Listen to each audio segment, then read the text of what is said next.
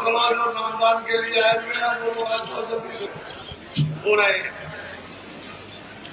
मैं कोई केवल अध्यात्म नहीं, आपके छोटे छोटे घरेलू जो आपके कार्य हैं उनको भी कर रहा हूं। इन सब चीजों पर आप सबका ध्यान और विचार होना चाहिए।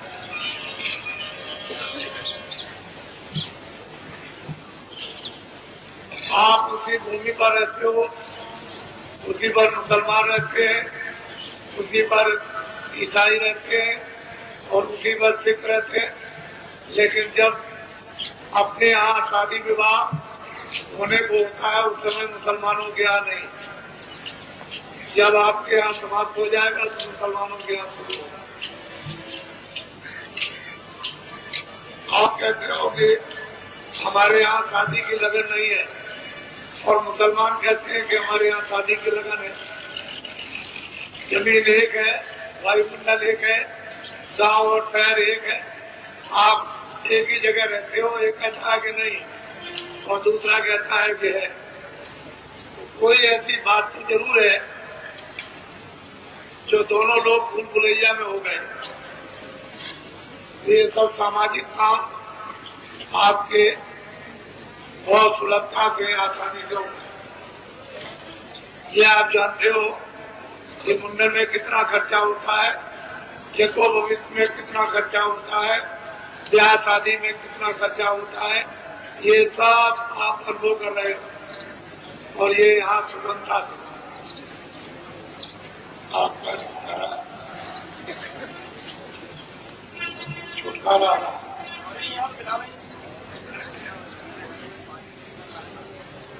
चलो चलो जल्दी से, जिनको नामदान लेना है वो जल्दी से जल्दी आ जाओ। नीचे छूट जाओगे तो फिर रह जाओगे आप।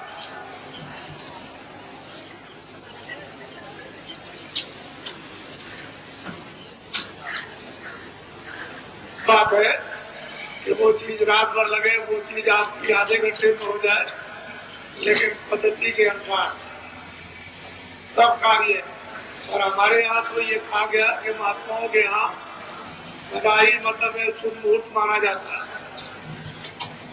उसके और पूजा के लिए हमेशा शुभ मुहूर्त है और कोई दिन बाकी नहीं, हमेशा शुभ मुहूर्त लगा हुआ है पूजा के लिए। भगवान के भजन के लिए एक मिनट भी खाली नहीं। तो जहाँ पर शुद्धि है और शुभ मुहूर्त है वहाँ उसके लिए क्या सोचना, कुछ नहीं। बखेड़े खड़े मत करो, अपने आप बच गए हो, अपने आप उलझ जाओगे। दोनों काम आप कर सकते हो, उलझ भी सकते हो, सुलझ भी सकते हो। चलो चलो जल्दी से बच्चों, देर मत करो, जल्दी से आ जाओ।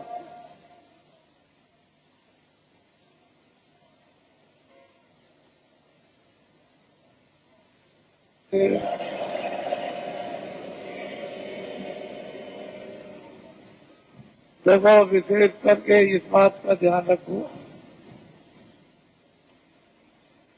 कि जो आप अपनी अपनी तकलीफें, परेशानी, शारीरिक, परिवार की, समाज की या बाहर की, दफ्तर और कचहरियों की जो वर्णन करते हो वो सुना सब जा रहा है और उसका धीरे धीरे निराकरण हो जाएगा। बीमारी तकलीफों में धीरे धीरे आराम, क्योंकि आपने घर में इसको बुलाकर और बसा लिया है। अपनी गलतियों से बीमारियों के आने वाले दरवाजे आपने खोल दिए और जब बीमारियां प्रवेश हो गई तो आपके खून में ये पहुंच गई।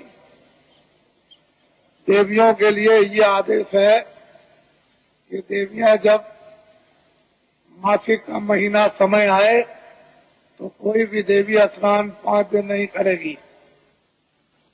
हाथ धो सकती हो, पैर धो सकती हो और कपड़े सुंदरदार बदलो, लेकिन 5 दिनों तक स्नान मत करना, चाहे गर्मी हो, चाहे जाड़ा हो, चाहे बरसात हो। जो भी हो जाएगा और मिल जाएगा, और ऐसी भयंकर बीमारियां होंगी तो निकाले नहीं निकलेंगी। और डॉक्टर के पास और उसके पास दवा होगी तो अपने आप बीमारियों के दरवाजे मत खोलिए। जो पुराने महात्माओं ने, प्राचीन महात्माओं ने जो एक पद्धति आपके निरोगता की डाल रखी है, उसका पालन करो। जो गलती देवियां करेंगी उनको ये परिणाम स्वाभाविक भोगना पड़ेगा। ये घर घर में ये बताया जाता था और देवियां अपनी बच्चियों को ये सब समझा लेती थी।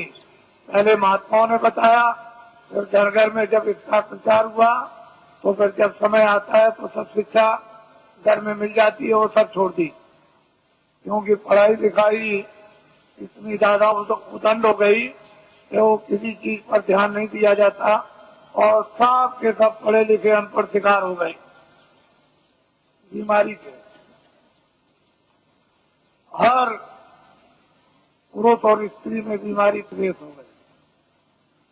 अब ये समझ में किसी की आता है कि बीमारी आ कहां से गई, तो कुछ ऐसी आपने यानी बद परहेजियां की हैं जिससे ये परिणाम आपको उठाना पड़ा।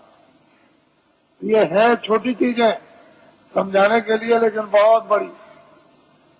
ये जीवन का रोना है। महात्माओं की बात छोटी सी बड़ी होती है और जीवन का आपका साथी, लेकिन जब आप उसका उल्लंघन करोगे तो जीवन की घातक हो जाएगी। ये सोचने समझने की बात है। और जहाँ से बच्चे का जन्म होता है वहीं से खराबी पैदा हो जाए तो आगे क्या होगा।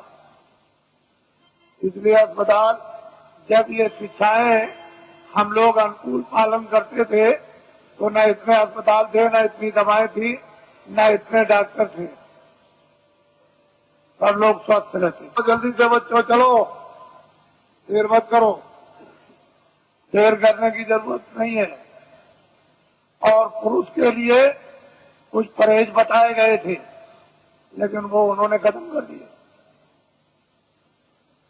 देवियों ने और पुरुषों ने अपने अपने जो परहेज है उनको खत्म कर दिया, बीमारियां आ गई।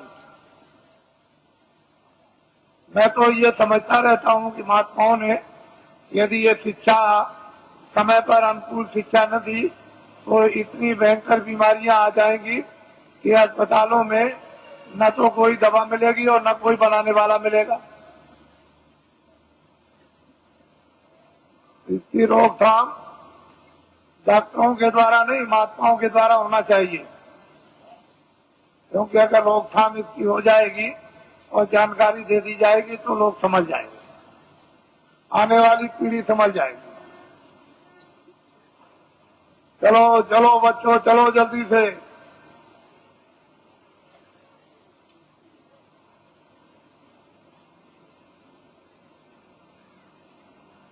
कोर्ट कचहरी में जाते हो इतना ध्यान रखना चाहिए कि रामायण भी है और गीता भी है और भागवत भी है, मंदिर भी है, मस्जिद भी है और गिरजाघर भी है और ग्रंथ साहब भी है।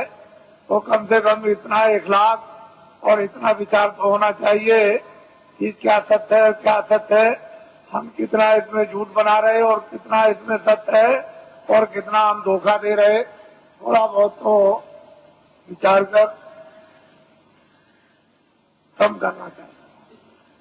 क्योंकि भाई आपका ही है, चाचा आपका ही है, भतीजा जो आपके घर में वो आपका ही है, चाहे वो आज अलग हो गया और पड़ोसी आपके ही है। लेकिन जब आप अपनी इतनी कटुता अज्ञानता बरतोगे तो फिर रामायण क्या करेगी, गीता क्या करेगी। इसको आप साक्षी बनाओगे तो लोग भी गया पर लोग भी गया तो थोड़ा कम करो, थोड़ा ढीला करो और दया के स्थान पर पहुंचो। जहाँ को दया मिलेगी उसमें आपको बल मिलेगा, शक्ति मिलेगी, ज्ञान मिलेगा, उसमें हिम्मत आएगी और साथ आएगा। अपने पर और भगवान पर विश्वास करोगे लेकिन जब सब तरह से दुर्बल कमजोर हो जाओगे तो क्या करोगे? थोड़ा सा तो कुछ होना चाहिए। मनुष्य में मनुष्यता के तो अंकुश होना चाहिए। अगर ये बुद्धि के अंकुश मनुष्यता के नहीं रहेंगे विचार के, बहुत मुश्किल होगा। तो आज जो देखने को आ रहा तीर्थ तो अलग है, मंदिर अलग हो गया, मानकाओं कुछ भी, इबादत अलग, लेकिन कचहरियों में तीर्थ बन गया। सुबह से आकर के शाम तक तीर्थों की तरह से जमघट रहता है, पता नहीं किस चीज में स्नान कर रहे हो। यह हालत है। उसका परिणाम यह है कि कर्मचारी अधिकारियों को भी मुसीबत, 1 मिनट की फुर्सत नहीं, तो वो भी परेशान, तुम भी परेशान, सारा का सारा माहौल परेशान। घर के काम भी गए और वो समय की बर्बादी और धन की बर्बादी अलग। कमाओगे नहीं तो खर्चा कहां से करोगे? तो सब चीजों का एक मूल, एक विचार और उसकी एक दवा जब बन जाएगी और उस दवा का सेवन करोगे तो एक ही दवे से सब आपके शिकार हो जाएंगे। लेकिन वो चीज सब महात्माओं से मिलेगी और जगह नहीं। चलो चलो बच्चों, जल्दी से जो नामदान के लिए आए हो जल्दी आ जाओ।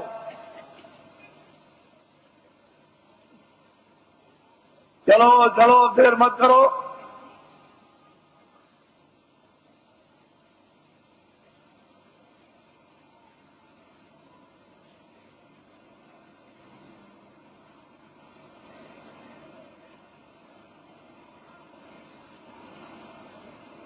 बोलो जय गुरुदेव,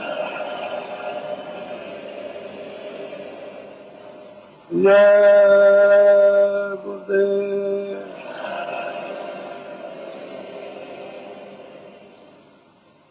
जय गुरुदेव।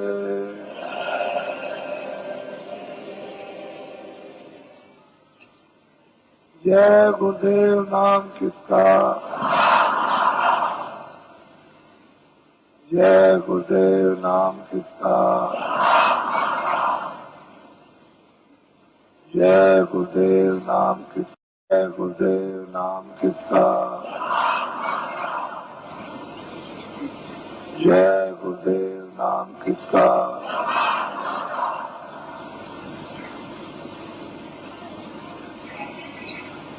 ओम ज्योतिर्गय का संगठन की,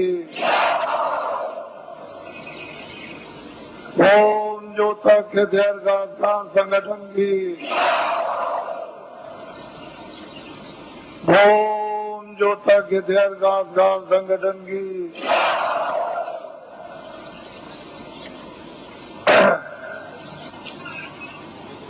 ये दिन और समय जो आपको मिले हैं वो आपके लिए एक सौभाग्य और अति कॉमन घड़ी है। जीवन में इस तरह का समय मिला नहीं सकता। जो समय मिल गया उसका हम सब लोग लाभ ही प्राप्त करें। एक ऐसा छोटा मोटा एक सेवा का स्थान आप सबको प्राप्त हुआ जहाँ सब तरह की सेवाएं होती है। सामाजिक कोई व्यवस्था तोड़ना फोड़ना नहीं, न पुरानी बिगाड़ना, नई बनाना।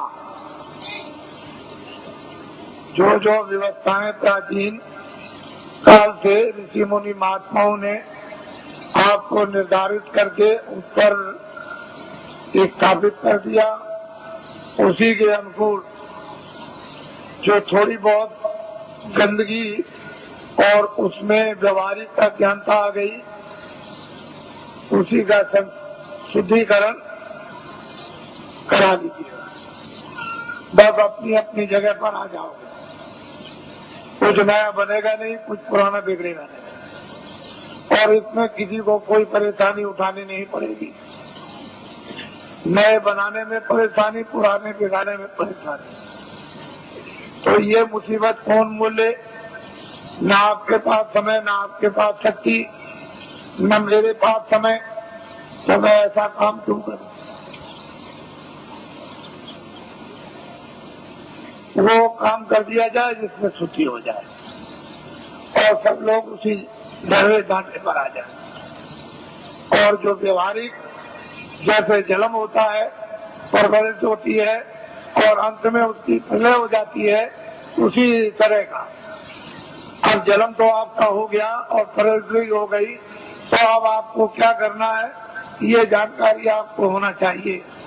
क्या क्या दायित्व आपको अपने गृहस्थ आश्रम में प्रवेश होने के बाद पूरे करने हैं, ये जानकारी हो जाए। और इसी आश्रम में जब आप प्रवेश हो जाओगे तो उसी समय काल के अंतर्गत आपको क्या क्या करना अपने आत्मा के लिए, जिससे शरीर का और अपनी जीवात्मा का दोनों काम हो जाए। ये भी, इसका भी पूरा पालन पोषण और निरोगता और इसी में रहकर के जीवात्मा का जागरण और ज्ञान, साथ ही साथ मौत मरने के पहले मुक्ति और मोक्ष। यदि आपने ये काम गृहस्थ आश्रम में इसी समय के अंतर्गत आपने इसके लिए भी थोड़ा समय बचा लिया। खत्म होने की क्रिया तो सबने की है और सब लोग लोभ लालच में फंस करके और देर को उसको स्वाहा करना चाहते थे, लेकिन प्रभु को इसलिए बचाना अनिवार्य है। युग युग समय समय पर पड़ता है कि कर्म क्षेत्र भूमि है, यहाँ अधिकार कर्म करने का मिला। फिर इन्हीं कर्मों से प्रारब्ध बनेगी, आगे का भोग मिलेगा। भोग जब मिल जाएगा तो उसको भोग लो और उसी भोग के साथ साथ कोई और नया कर्म कर लो तो आगे का मिल जाएगा। और उसी के साथ साथ अगर आपने अपने आप को जगा लिया तो भोग भी भोग लोगे और इससे इसलिए छुटकारा पा जाओगे कि आगे कोई ऐसा कर्म आपके पास नहीं होगा जो दोबारा प्रारब्ध हो जाए तो आप निवृत्त हो जाओगे, कल्याण हो जाएगा। तो ये औषधि जड़ी महात्माओं के पास जब दे देते हैं तो पुण्य को नहीं जमा होने देते और पाप को। इनमें से दोनों आगे जब जमा नहीं होंगे तो आगे जी प्रारब्ध नहीं बनेगी। जब प्रारब्ध नहीं बनेगी मनुष्य की 84 की नरकों की, तो फिर आगे तो छुटकारा जीव के लिए है ही, छूट जाएगा। पापी पुण्य की तो बेड़ी है, एक लोहे की बेड़ी और एक सोने की बेड़ी, लेकिन दोनों अगर बांध दिए जाए तो कोई काम नहीं। एक लोहे की बेड़ी और एक सोने की बेड़ी, लेकिन दोनों अगर बांध दिए जाए तो कोई काम नहीं कर सकता। दोनों बेड़ियों से छुटकारा हो जाए तो आत्मा, ये जीवात्मा न जल में न मरे। क्यों ये पीड़ा उठाए? तो इसकी जड़ी महात्माओं के पास है। और आप मनुष्य रूपी मंदिर में दोनों आंखों के पीछे आकर के जीवात्मा को उस समय पर बैठा दिया गया जब यहाँ वेदों में कोई भी विधान नहीं था। उस समय पर न कोई तपस्या करने के लिए भेजा गया था, सब तपस्वी थे, ज्ञान स्वरूप थे, बोध स्वरूप थे, सब कृतज्ञ थे, आदि से अंत तक सब जानते थे, सब त्रिकालदर्शी थे और सब मतलब भविष्य वक्ता। कोई मतलब ये ऐसे कार्य नहीं उसके लिए बंधे हुए थे कि जिससे उसके पास कोई गंदगी जमा हो या उसके पास कोई शुद्धि जमा हो। लेकिन बाद में जब ये विधान बन गया और विधान का वेदों के द्वारा डंडोरा पीट दिया गया और उससे अधिकार आपको देकर के ये भान करा दिया गया, ये अच्छा ये बुरा, ये पाप ये पुण्य है, और फिर जब आपने इसको किया तो फिर ये बंधन आपके लिए लगने लगा। जब जमा हो गया तो फिर इसका बंधन होगा, उसकी प्रारब्ध बनेगी और फिर उसके लिए आपको सजाएं अच्छी और बुरी भोगनी पड़ेगी, अच्छे को अच्छा, बुरे को बुरा। पहले जीवात्मा दोनों आंखों के पीछे बैठी थी और उसका वो हृदय जगमग जगमग जगमग जगमग ज्योति से पूर्ण था। कहीं भी किसी भी कोने में अंधकार का नाम और निशान नहीं था।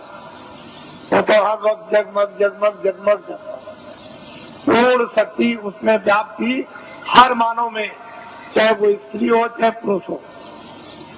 पूरी शक्ति थी, पूरा ज्ञान था, पूरा बोध था और वक्तव्य सब कृतज्ञ थे किसी तरह का।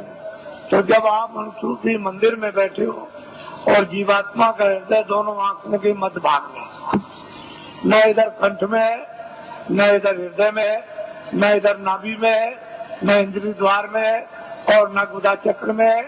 ये जीव का जीवात्मा का हृदय दोनों आंखों के मध्य भाग में।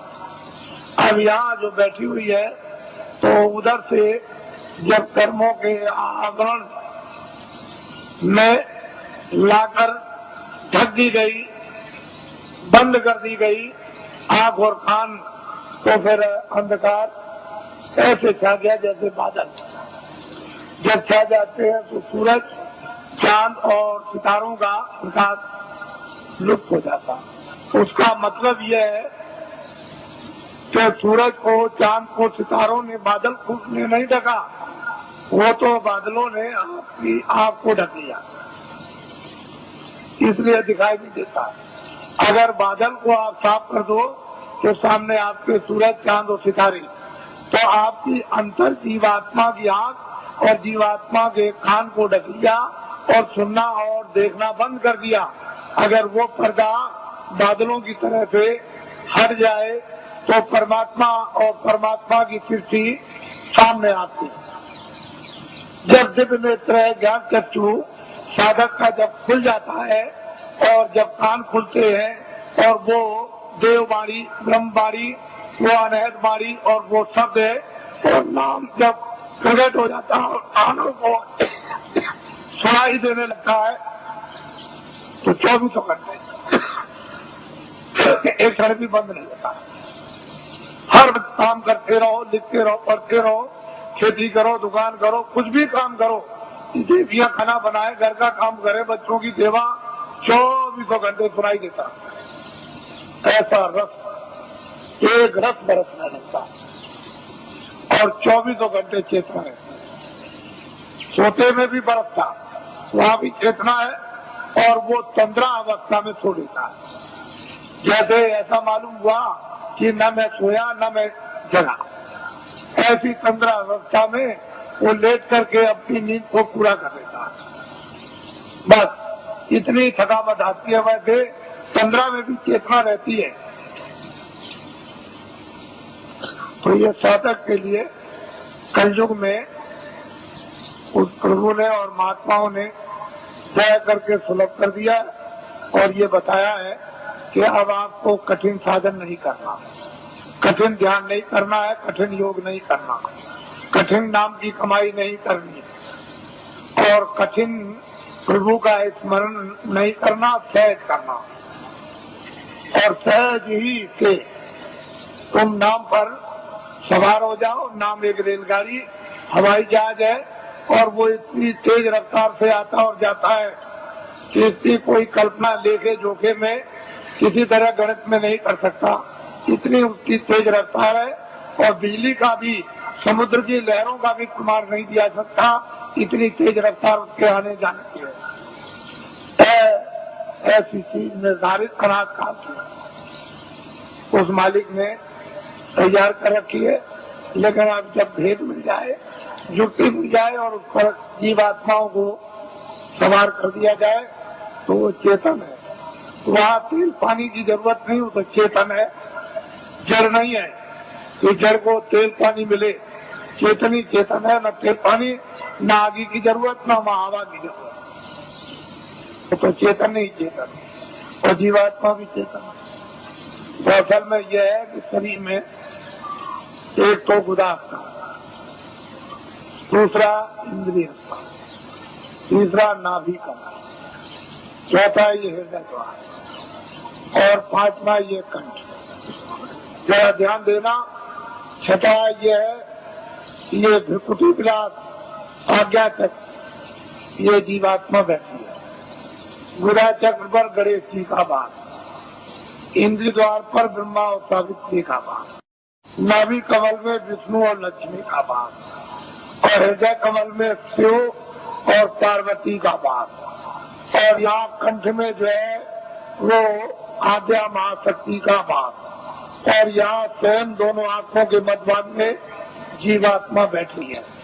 लेकिन इन नीचे के कमलों में ऊपर की छाया है, उस छाया में छाया है, उस जीवात्मा के प्रकाश में उस ऊपर की छाया का यानी कमल के अंदर गणेश जी का दर्शन, ब्रह्मा और सावित्री का और नाभि कमल में विष्णु और लक्ष्मी का और हृदय में ब्रह्म शिव और पार्वती का और कंठ में आद्या महाशक्ति का छाया के रूप में साक्षात्कार होता है। सही रूप नहीं, वो तो उनका रूप तो ऊपर सही है, लेकिन शरीर में कमलों में छाया करी हुई है और सूरत के जीवात्मा के प्रकाश में वो छाया दिखाई देती है। तो योगियों ने इस छाया का अनुभव कब किया? जब सतयुग त्रेता हो जाता, जब शरीर में ताकत थी, अनुकूल साधन थे, गृहस्थ आश्रम परिवार अनुकूल था, खान पान पर पूरा नियंत्रण था, इंद्रियां उस समय पर दमन में थी, तब ये सब चीजें आपके लिए थी। लेकिन ये कलयुग में सब वर्जित कर दिया गया। ना गुदा चक्र का साधन, ना इंद्रिय द्वार का साधन, ना नाभि कमल का साधन और ना मतलब हृदय का साधन, ना वो कंठ का। अब जीवात्मा जहाँ बैठी है नीचे के साधन सब छोड़ दीजिए और यही से ऊपर चल देना। अब ऊपर मंजिल 5 और नीचे मंजिल 5, जहाँ जीवात्मा बैठी है दोनों आंखों के मध्यभाग में, ये तो जीवात्मा का शरीर में हृदय है, तो नीचे 5 स्थान और ऊपर 5 स्थान। अब बेचारी नीचे फंसी हुई थी, इसको महात्मा प्रकाश को कमल से समेट कर ले आए और यहाँ एक साथ केंद्रित कर दिया, यानी चिंताओं करके यहाँ खड़ा कर दिया। अब इसको आगे ले चलना तो सहजल कमल और इसके बाद में ये ईश्वर का धाम और फिर ऊपर में दूसरा स्थान ब्रह्म धाम, तीसरा स्थान पार ब्रह्म धाम और चौथा स्थान महाकाल और 5वां स्थान जो है वो सत्य। सूरत इस तरह से ऊपर से उतार कर और नीचे ला करके डाल दी गई, दोनों आंखों के पीछे बैठा कर और नीचे उतार दी गई जड़ता में। अब इसको होती नहीं, कब इसकी चेतनता बरामद होगी?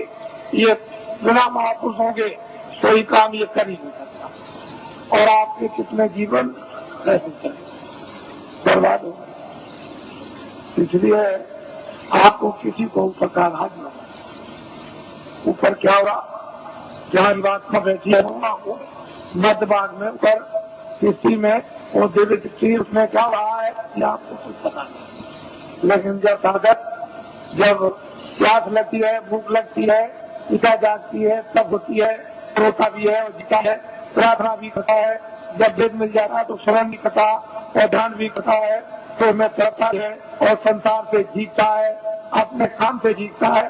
तो कभी कुछ ही दिनों में, महीनों में उसका काम बनना शुरू होता है, क्योंकि महापुरुषों की जब दया समाधि और सहयोग जब उसको मिलने लगेगा तो जल्दी काम हो जाएगा, फिर देर नहीं लगेगी। इसलिए महापुरुषों की दया और उनका सहयोग, उनकी शक्ति का अवश्य ही लेना पड़ेगा, क्योंकि अपने पास तो कुछ है नहीं। जब उनसे कुछ लेंगे तभी काम होगा, बगैर उसके नहीं होगा। तो मैं ये काम तो मामूली समझता हूँ, इस काम को तो कुछ नहीं समझता, बस केवल इतना ही है कि आप खड़े भर हो जाओ तो ये काम कुछ नहीं। ये भौतिक काम, सांसारिक काम, गृहस्थी का काम, खेती का काम, दुकान का काम और दफ्तरों का काम, ये काम कुछ नहीं है। इसको तो आप करो निमित्त मात्र, इस पर भी एक पैर रखो, उस पर भी। ये गृहस्थाश्रम है शरीर रक्षा का, तो एक नाव पर पैर रखो एक गृहस्थाश्रम की। ये बाल बच्चों के पालन पोषण और परिवार और समाज इसकी सेवा के लिए एक नौका ये, और एक ये नौका है जीवात्मा को पार होने की, ये नौका है शरीर रक्षा की। तो जब महात्मा मिल जाए तो धीरे से दोनों पर पैर रखवा देते हैं, इस पर भी जमाए रहो, इस पर भी जमाए रहो, और दोनों का बैलेंस अभी बराबर रखो। अभी तो आपका एक पर है, एक ही पर है। तो उन्होंने कहा नहीं, ये देखो नाव है परमार्थ की, इस पर भी रख लो। ये स्वार्थ की नाव है, इस पर भी रखे रहो। इस पर तो धीरे धीरे अपने उपदेश के द्वारा और दया के द्वारा और शक्ति के द्वारा धीरे धीरे वो जो स्वार्थ की नाव है सांसारिक, उसका जरा सा पैर का हल्कापन और परमार्थ पर जरा वजन ला दिया।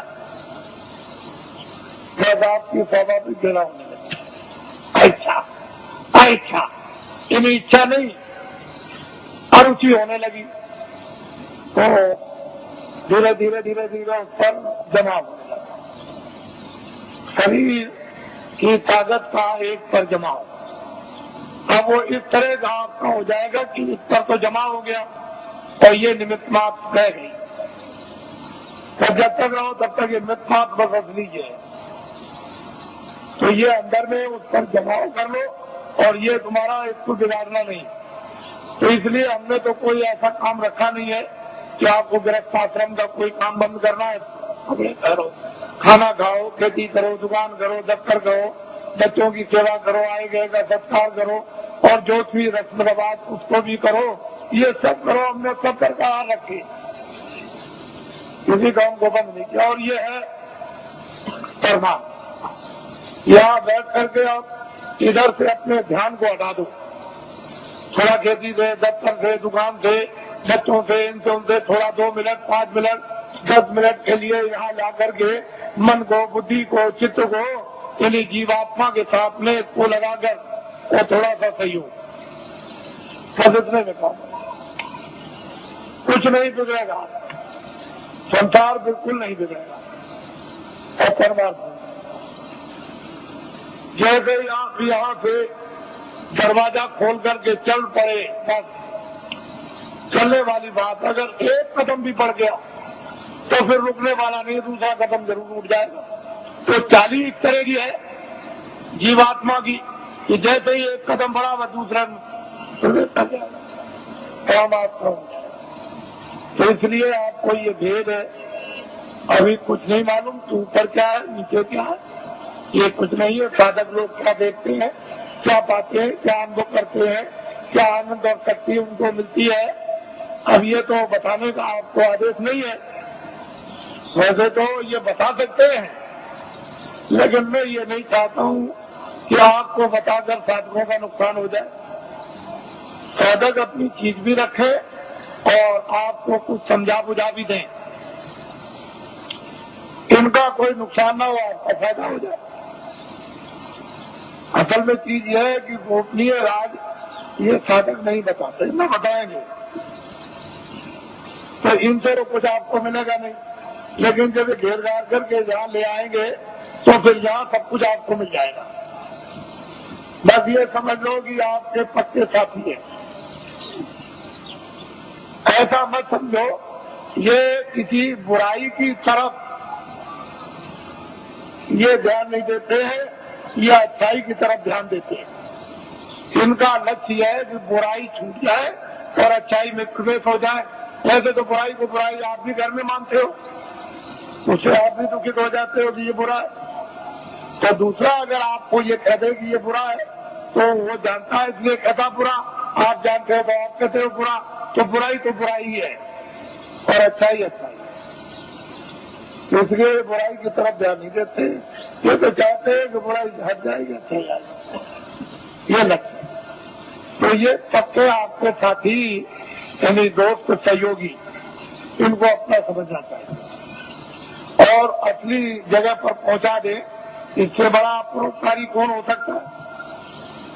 तो ये सब चीजें सामाजिक यानी दोस्त सहयोगी, इनको अपना समझना चाहिए और असली जगह पर पहुंचा दे।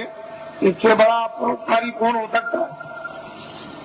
तो ये सब चीजें सामाजिक लेकर के चली जा रही है, इनसे अलग थलग आपको नहीं किया जा रहा।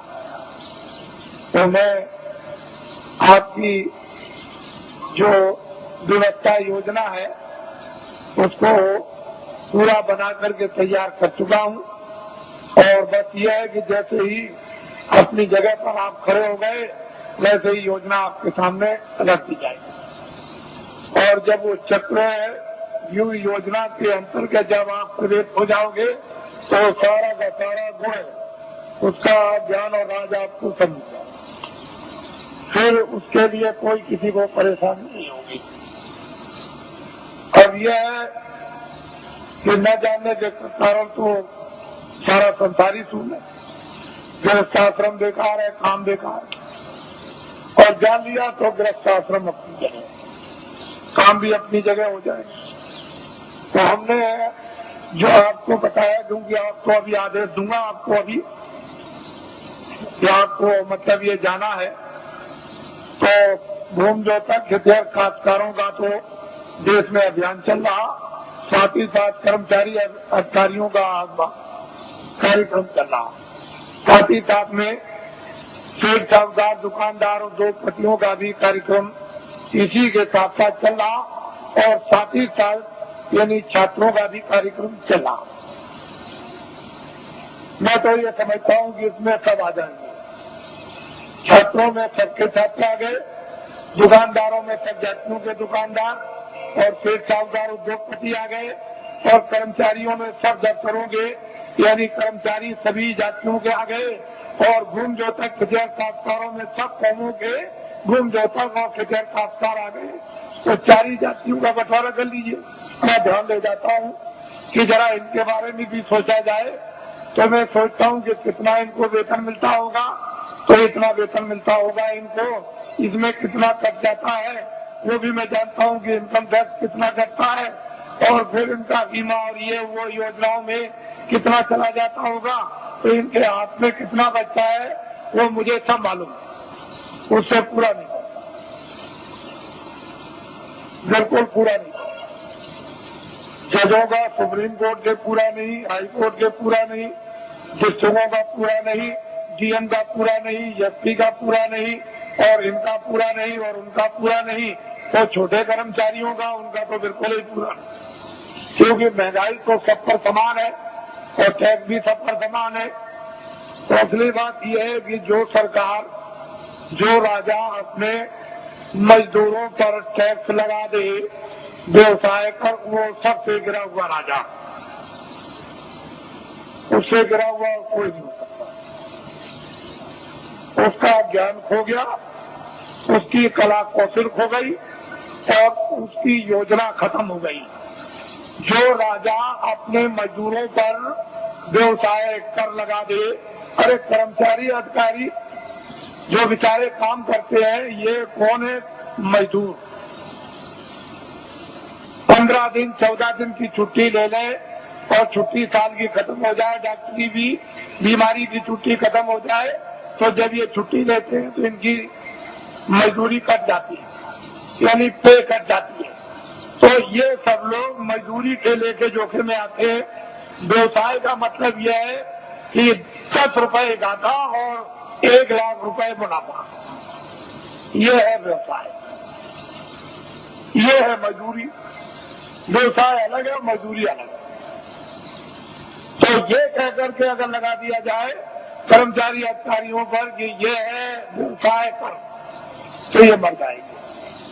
तो मैं कभी कभी उन लोगों की तरफ ध्यान ले जाता हूँ जहाँ पर 20 साल और 25 साल और मतलब सजाए मौत देते, और उनका उस वेतन में जब खर्चा नहीं पूरा होता है तो उनके घर में बच्चे और बच्चियां, तो जज है 10 लाख दो, 20 लाख दो, ये सामान दो, ये सामान दो, खर्चा तो पूरा नहीं पड़ता, तो चिंता सवार रहती। और जब जिसको घर की चिंता सवार बच्चे बच्ची की होगी तो न्यायालय में बैठ करके यानी मतलब ये स्वच्छ है, यानी निर्बल बुद्धि से कैसे न्याय कर सकेंगे, क्योंकि वो परेशानी चिंता में गिरे हुए। तो मैं कभी कभी ये बात सोचा करता हूँ कि जब उनका रिटायरमेंट आ जाता है और वो रिटायर हो जाते हैं और उससे वेतन जो उनको पेंशन मिलेगी उसमें पूरा नहीं पड़ता, तो फिर ये क्या करते हैं, किसी फैक्ट्री में अगर जगह नहीं किसी फैक्ट्री में मिली और किसी जगह सेठ साहूकार के यहाँ नहीं मिली तो फिर न्यायालय में आते हैं और वकील की हैसियत से फिर काम करना शुरू कर देते हैं, तो कटघरे में खड़े होते हैं। और फिर इस तरह से वही जज जो हाई कोर्ट के थे या सुप्रीम कोर्ट के थे खड़े होकर कटघरे में मौकिल की तरफ से फिर सलाम करते हैं। तो ये राष्ट्र के संविधान का प्रजातंत्र पूर्ण रूप से अपमान, पूर्ण रूप से अपमान। इस पर आज तक कभी किसी ने विचार नहीं किया। ये भारतीय प्रजातंत्र का पूर्ण रूप से अपमान। ऐसे बड़े बड़े पदों की आपको मतलब ये है कि पूरी देखभाल रखना चाहिए कि ऐसे बड़े बड़े पद हैं और फिर आकर के कोई व्यक्ति निम्न श्रेणी पर आकर के कटघरे में गिर जाए और फिर सलाम करें, ये भारत के लिए शोभा। तो मेरे पास इसकी भी योजना है, इसको आप ध्यान में रखिए और ये कभी न कभी लागू हो जाएगी। पूरी योजना है, कभी लागू हो जाएगी। मैं इतना ही विश्वास आपको दिलाना चाहता हूँ कि कर्मचारी अधिकारियों का काम हो जाएगा, मासिक वेतन इनका पूरा सुविधा इनको मिलेगी, टैक्स महंगाई कम हो जाएंगे और पूरी सुविधा मासिक वेतन बचेगा। छात्रों को काम नौकरी बिना ढूंढे हुए मिलेगी और भूमि जोतकों का सारा 40 सालों का सरकारी कर्जा में ब्याज के माफ हो जाएगा और सेठ साहूकारों का काला धन सब का सब 100 वर्षों के लिए सफेद करवा दिया जाएगा। कोई जुल्म और कोई टैक्स नहीं लगेगा, एक नए पैसे का, और सब लाइसेंस खत्म करवा दिए जाएंगे। आपको ये धन कहाँ से आएगा? मैं इतना ही आपको बताऊंगा कि भारत में धन की कोई कमी नहीं रहेगी। और आपको क्या चाहिए? धन की कोई कमी नहीं। आप लोग बेइज्जत बदस्तूर सम्मान के साथ खेती करो, दुकान करो, दफ्तर का काम करो, क्यों ये सब जगह झंझट में फंसते हो? धन की कोई कमी नहीं रहेगी। लेकिन वर्तमान में अंधेरा, उजाला, ये सब चीजें जो ये सूक्ष्म संकेत में आपको दी जा रही, इसके साथ बहुत गहरा मसाला है। यह गहरा भंडार का हो या गहरा ज्ञान का हो, कोई ऐसी चीज है जो वास्तव में, और समय आने पर सब इस पर आकर के सब से सब एकदम खड़े हो जाएंगे, अपने काम में लगे रहो। देखो ईश्वर का चमत्कार, अरे खुदा की खुदाइयत का करिश्मा, जरा देखो, उसका इंतजार तो करना ही पड़ेगा। आप थोड़ा बहुत इंतजार नहीं करोगे तो आपको जस और नाम और कीर्ति तो आपको कैसे मिलेगी? फिर उसमें आप भागीदार कैसे बनोगे? तो इंतजार तो थोड़ा करना है। परिवर्तन का जब इतिहास बनता है तो इंतजार के साथ इतिहास बनता है। वैसे तो रावण मार दिया जाता, मरवा दिया जाता, महाभारत कहीं भी किसी कोने में बैठ के करवा दिया जाता, लेकिन मतलब है कि इंतजारी के साथ इतिहास नहीं बनता, इसके साथ इतिहास बनता। वैसे तो रावण मार दिया जाता, मरवा दिया जाता, महाभारत कहीं भी किसी कोने में बैठ के करवा दिया जाता, लेकिन मतलब है कि इंतजारी के साथ इतिहास नहीं बनता। इतिहास तब बनता है इंतजारी के साथ, काम के साथ। काम जो है वो इंतजारी है और कोई बात नहीं। तो मैं नामदान दूंगा आपको, क्योंकि ये भी इच्छा लेकर आए हैं कि चलो आज जल्दी पहुंचे। कल ही आ गए थे, समय ज्यादा हो गया था, तो कल मैं नामदान रात को नहीं दे सका, इसलिए कई ये काम रात को करने थे। तो अब आप नामदान विधवा दे दीजिए और ये संकल्प लेकर के यहाँ से जाइए कि चाहे मुझे 1 मिनट देना हो चाहे 2 मिनट, वैसे तो मैं आपसे 1 घंटे 24 घंटों में मांगता हूँ कि 1 घंटे आप 24 घंटे में रिजर्व कर लो अपना सबके सब, और उसमें 2 मिनट शाम को, 2 मिनट दोपहर को, 5 मिनट इससे और 5 मिनट अब, और जब भी आपको समय मिल जाए तो पूरे सब दिन भर के मिनट मिलाकर 1 घंटा जोड़ लो, 23 घंटे सबका। घर के गृहस्थी के सोना ये वो सब ये आप इसमें लगा दीजिए। 1 घंटे में ये काम, और आप भगवान का आत्म जागृति का और भजन, और 23 घंटे अभी से और सबका आपको करना। और फिर ये भी आपको बताया कि लेट से बैठ से खड़े हो गए कुर्सी पर, चारपाई पर, स्नान करो मत करो, जहाँ जिस समय मौका मिल जाए 2 मिनट उसकी मजबूरी मिल जाएगी, मेहनत की 4 मिनट 10-15 मिनट, तो आप नहीं कर सकोगे तो जम के खाओगे जूतियां। जम की जूतियों में इतने कांटे हैं, इतने तीखे उसकी धारा है, काटने की जूतियां जब पड़ती है, बड़े बड़े बादशाह चक्रवर्ती वहाँ आज भी पीटे जा रहे हैं आपको देखा। ऐसी जम की जूतियां है तो किसी को छोड़ता नहीं। तो आप लीजिए नामदान, इनको कहते हैं अरे गुरु मंत्र दे दीजिए, दीक्षा दे दीजिए और मतलब ये दे दीजिए, सब कुछ नहीं। कलयुग में नामदान, जीवात्मा दोनों आंखों के बीचों बीच में बैठी हुई उसका दान, वो क्या है? नाम दान, जीवात्मा का नाम दान, ये सर्वोपरि दान है, इससे बढ़ के कोई दान नहीं। तो नामदान लीजिए, और नामदान के साथ साथ में ये संकल्प बोलना है अपने मनी मन में, चिल्लाना नहीं, तो हम अपनी बुराई दे देंगे। जो हमारे पाप है मन से, आंखों से, कान से जो अंदर जमा है वो हम सब अर्पण करते हैं।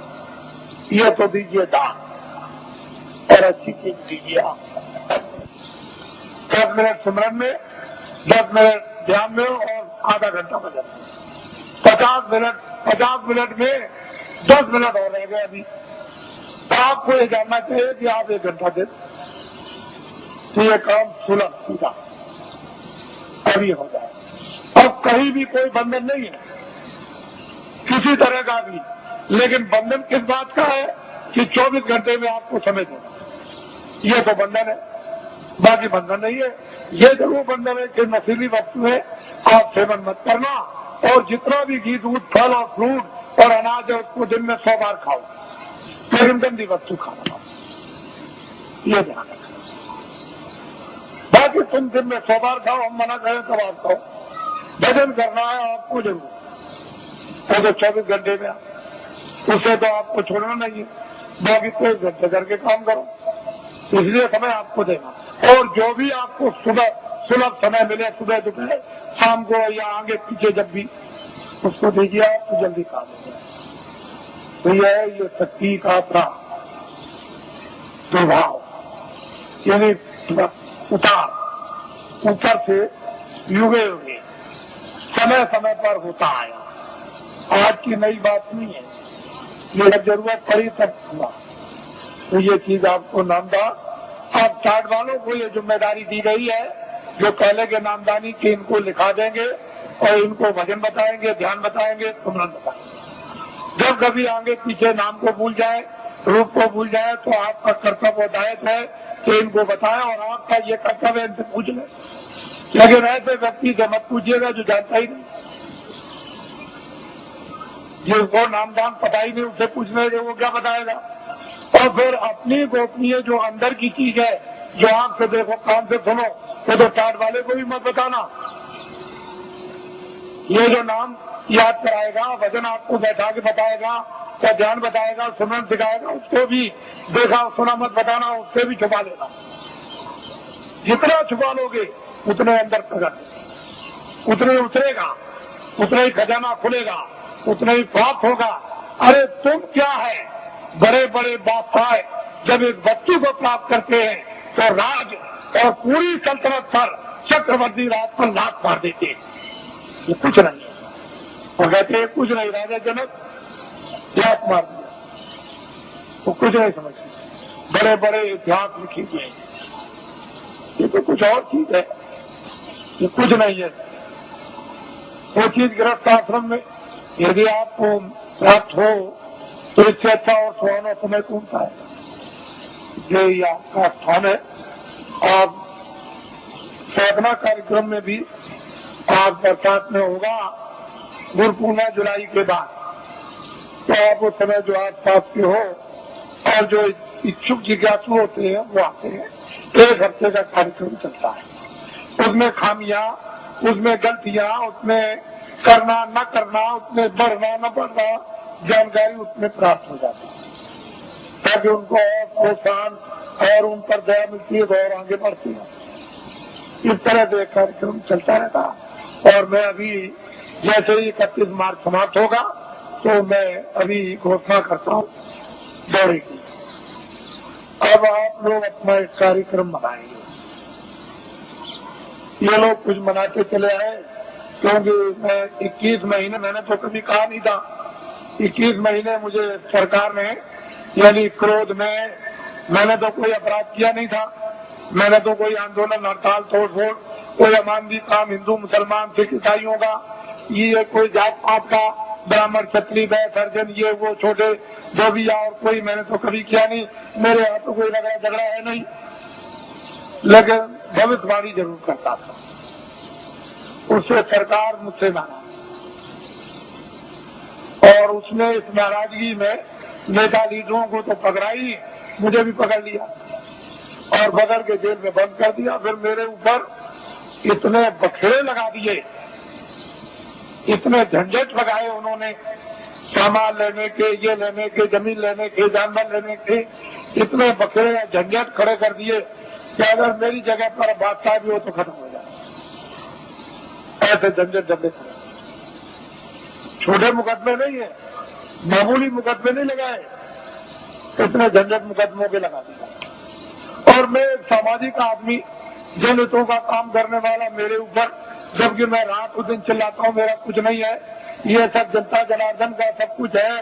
जब मैं खुले मैदान में ये कहता हूँ तो मेरी भावना ही वही है, तो और लिखा पढ़ी क्या हो सकती। लिखने पढ़ने वाले तो रोज बेईमानी करते, रोज लिखा पढ़ी का दस्तावेज बदल देते और झूठ बोल जाते हैं। तो मेरी जबान दस्तावेजी है, तो मैं जनहितों का काम करता हूँ, तो मेरे ऊपर सरकार ने इतने बखेड़े। और कल मैंने ये बात कही है कि ये सब बखेड़े न्यायालयों में अब भी मौजूद है, लेकिन सरकार ने लखनऊ से नया ये बात कही है कि ये सब बखेड़े न्यायालयों में अब भी मौजूद है, लेकिन सरकार ने लखनऊ से नया फेक गजट निकाल दिया। जो दस्तावेज मैंने जमीनें खरीदी नाम की उनका, और इतना आंखों से देखते हो कि बना हुआ फेक गजट निकाल दिया कि जमीन एक्वायर की जाएगी। बताइए, और पूरा मथुरा को गजट कर दीजिए कि सब ये कारखाना मथुरा सबको बना दिया जाएगा और यहाँ कारखाना बनाया जाएगा। सब मकान तोड़ दिए जाएंगे, मंदिर और मस्जिद सब तोड़ दी जाएगी और यहाँ कारखाना बनाएगा। गजट निकाल दीजिए, क्योंकि आपको तो गजट निकालने का पूरा राइट और अधिकार है, तो निकाल। असली चीज ये है, इसको समझने की चीज है, इसको समझिए। तो मुझे जेल में बंद कर दिया और जेल में बंद करके मुझे इस योग छोड़ दिया था कि ये कभी भी नाम नहीं लेंगे। लेकिन मैं तो ईश्वर विश्वासी आदमी, मेरे पास ऐसे थे साहूकार भेजे गए कि तुम हवाई जहाज ले लो, एक ले लो, ये जमीन क्या है, तुमको हजारों एकड़ तुमको जमीन दे दी जाए, एरोड्रम बनवा दिया जाए। मेरे पास बड़े बड़े सेठ आए और उन्होंने कहा कि हम सबको सेवा करने को तैयार हैं, हमें क्या करेंगे। कह लगे जो आप जितना चाहे धन हम खर्च कर देंगे। तो मैंने कहा एक काम कीजिए कि अयोध्या में, मथुरा में और यहाँ और हरिद्वार में और नासिक में लूले लंगड़े अंधे बहरे ये तमाम रहते हैं बेचारे गरीब, जिनके पास कपड़ा और खाना नहीं है, तो मैं बताऊंगा कि कंबल, अनाज और रोटियां और ये दवाएं ये सब तुम खेत में ला दो और चलो मेरे सामने बांटो। कहने लगे ये काम नहीं हो सकता, ये काम नहीं हो सकता। तो हमने भाई ये काम नहीं हो सकता तो ये भी नहीं हो सकता। क्यों कि राजद्वारे 7 जन, राजाओं के दरबार में 3 लोग जाया करते हैं, राजद्वारे 7 दिन 3 वक्त को जाए। साधु जो है 3 चीज हो जाते हैं, के मान, के माया, के मीठा गीता। यह मीठा के लिए, मान के लिए, धन के लिए। तो इनमें से तीनों चीजें हमको कुछ नहीं चाहिए, न मीठा चाहिए, न मान चाहिए और न माया चाहिए। अब बोलिए अब आप क्या चाहिए? क्या लगे तब करिए। तो मुझे लालच दी गई। मेरी जगह पर अगर कोई आदमी होता और तो बिल्कुल सराबोर हो जाता, लेकिन मैं तो एक सिद्धांतवादी छोटा मोटा आदमी, एक सेवक, मैं तो भगवान में विश्वास करने वाला। मैं तो जानता हूँ कि जब ये किराए का मकान है, ये किराए का मकान है, तो क्या तुम संतुलन लेकर मकान लेकर क्या मैं ये जमीन लेकर जाऊंगा? अरे जो काम कर रहा हूँ मानवता का और आत्मा का, जो हो जाएगा उसे मुझे कोई खरीद नहीं। कोई हिंदुस्तान में माई का लाल ये पैदा नहीं हुआ जो अपने धन से बाबा जी को खरीद ले। तुम कभी ये धोखा मत खाना। बाबा जी चाहे तुम्हारे आदेश से आश्रम छोड़ करके चले जाएं, जो दलितों का है, लेकिन हिंदुस्तान में मुझे अपने पैसे से कोई खरीद नहीं सकता। इसको आप हमेशा ध्यान में रखिए। बाकी मैं सबकी सेवा करता हूँ, सबके लिए कल्पना और प्रार्थना भगवान से सबके भलाई के लिए करता रहता हूँ। कोई भी हो जन मानो, इसमें हिंदू मुसलमान की क्या बात, वो तो मैं करता ही रहूंगा। लेकिन कोई अगर चाहे कि भाई इस तरह से मैं खरीद लूं तो खरीद लूं। ये मैंने इसलिए कि ये लोग इसका एक उत्सव मनाते हैं। आज 23 जनवरी है, ये 23 मार्च को मुझे जेल से, दिल्ली जेल से छोड़ा गया। तो वैसे तो कागज पर तो कहीं नहीं मिलता है कि बाबा जी ने बेड़ियां पहनी है, लेकिन बाबा जी को जेल में डकैत और चोरों कचलियों की तरह से बेड़ियां पहना दी थी। जब मैं बंगलौर में भेजा गया तो वहाँ पूछा वहाँ के आईजी से और सुपरिंटेंडेंट से कि भाई हमको क्यों बेड़ियां पहनाई, तो उन्होंने खुद आकर के कहा कि कागज पर तो आपका कुछ नहीं है बेड़ियों के संबंध में, क्या वहाँ की उत्तर प्रदेश की सरकार आपसे बहुत नाराज है? हमने कहा अब आप समझ लीजिए नाराज इसलिए तो कि किसी तरह से हमारे बस में आ जाए। और बड़े बड़े अधिकारियों को भेजा जेल में। और भाई क्या करते हो, ये क्या है? जब 23 जनवरी को छोड़ दिया तो मुझे इस हालत में छोड़ा था कि बाबा जी मैं तो अपना धर्म उपदेश करेंगे, न कर्म उपदेश करेंगे, न बाहर जाएंगे और भाग जाएंगे, अब दोबारा नाम नहीं लेंगे। लेकिन अब तो मैंने इतना जनमत तैयार कर दिया कि किसी राजनीतिक पास और किसी धार्मिक के पास इतना जनमत देश में है ही नहीं, इतना जनमत नहीं है। जब मैं जेल के अंदर था और उस समय पर आपने कुछ समय के बाद जब अभियान छेड़ दिया था कि जेल भरो आंदोलन और 20, 25, 30 हजार आदमी चले गए जेलों में, और वो देवियां जो अपने बच्चों को यानी आज पैदा किया बच्चे को उठा के और शोर से चली गई जेल में, और वो बेचारी जो बच्चा पैदा होने वाला जो आज ही कल में जेल में चली गई और बच्चा जेल में हुआ, अगर स्त्रियां अपने एक दिन के बच्चे को उठा के जेल में जा सकती है और वो देवियां जो कल बच्चा जेल में पैदा होगा वो जेल में जा सकती है, तो अब तो बहुत दूर गाड़ी हो गई। अब तो इनको अगर आदेश मिल जाए तो क्या कर देंगे? आपको तो अभी कुछ पता है मालूम नहीं। तो अब बहुत दूर चला गया मामला, अब कुछ और बात हो गई। अब वो बात नहीं है, अब तो सारा ही माहौल यानी परिवर्तित होने वाला है। अभी आपको क्या पता, इसलिए ये लोग मनाते हैं तो मैं तो रहूंगा नहीं, मैं तो उधर कमरे में चला जाऊंगा और ये लोग कुछ अपना मना के मुझे समाप्त कर देंगे, क्योंकि अब ये यहाँ आए हुए हैं और इसी होली के अवसर पर ये जगह जगह मना रहे, लेकिन ये पड़ गया। और आप लोग यहाँ मुझसे कोई भूल चूक हुई हो तो आप लोग हमेशा क्षमा करते रहेंगे। और इसके बाद आपसे जाने की आप तैयारी करें, जल्दी निकले और पहुंचे अपने घरों में, और दूसरे साथी द्वारा आदेश की प्रतीक्षा करें, और वो फौरन अभी आदेश आपको मिलने वाला है। अब लोग बहुत से ऐसे रह गए कि महाराज मैं अपनी कुछ बात कह नहीं सका, इतनी दूर से आया था तो मैं उधर अंदर में पहुंचूंगा तो जो भी आपकी बात होगी वो सुनूंगा, और जो प्रसाद होगा जो जरूरत पर आपके काम आता है वो भी आपका स्पर्श कर दूंगा।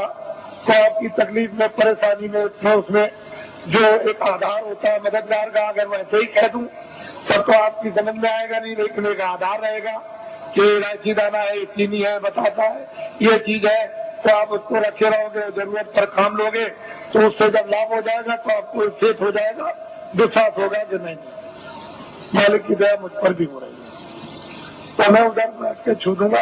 आप तो मुझसे कोई आदमी खाली जाने वाला है ही नहीं, ऐसा नहीं, जितने भी लोग हैं मिल ही के जाते हैं, इस पर करा के जाते हैं, उनको ये मालूम है, तो वो कर दूंगा, वहां मिल लूंगा।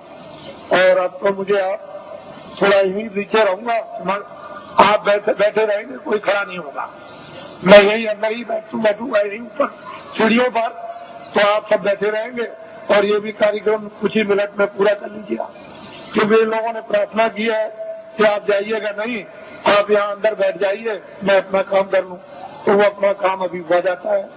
बाकी आप लोग ये नामदान हुआ है, अमूलक चीज है, इसको याद करा देना और आज ही से ये शुरू कर दो।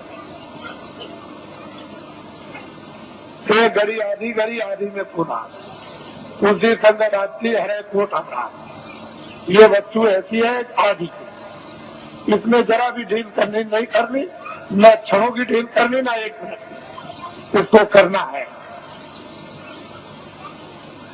जय गुरुदेव, जय गुरुदेव।